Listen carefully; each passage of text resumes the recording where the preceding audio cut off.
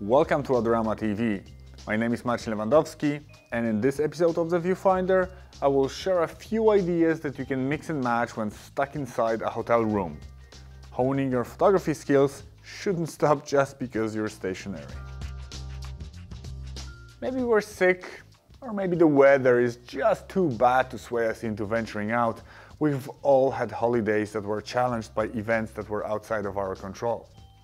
When this happens, our inner photographer screams that we want to go outside and explore, while reality keeps us from physically doing so. A situation like this is definitely a moment for thinking outside the box and getting creative with your camera. To begin with, a view through the window is usually new to us and we can explore it in a number of different ways, even if it's not overlooking anything dramatic. Early mornings can be magical in many ways. Colors in the sky will guide us into creating something different. This can be a good moment to play around with white balance settings. We can experiment to see how the camera behaves depending on which presets we use. Early mornings can be quite rewarding in terms of light quality, however, it is not the only time of the day with dramatic changes.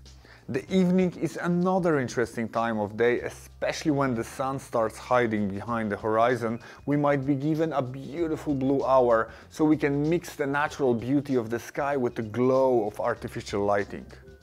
The night opens up opportunities to use the moon as a visual anchor point for our photograph.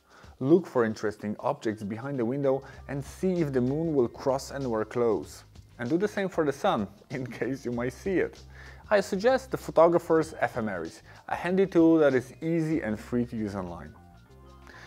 When darkness begins to set in, another simple exercise that you can do to build your photographic skill is to practice taking photos with a longer exposure. You can try capturing star trails, and it's simpler than you might think. If you have bulb mode on your camera, then open your shutter for 5 minutes at around 400 ISO, see what happens and adjust it up or down depending on your results.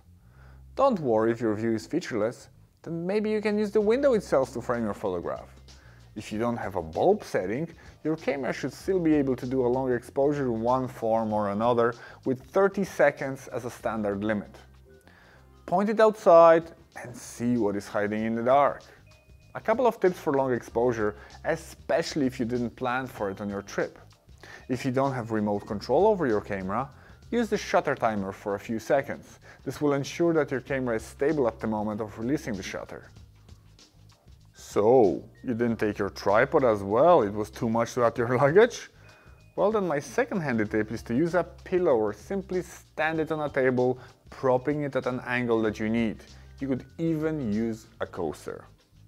A view through the window is not limiting, it's quite the opposite. The window itself is a feature that we can use creatively to make some photographs. Are you stuck because of the rain? Look at the droplets on the window as elements to use in your photograph. Focus on the droplets and blur everything outside the window by using your fastest aperture.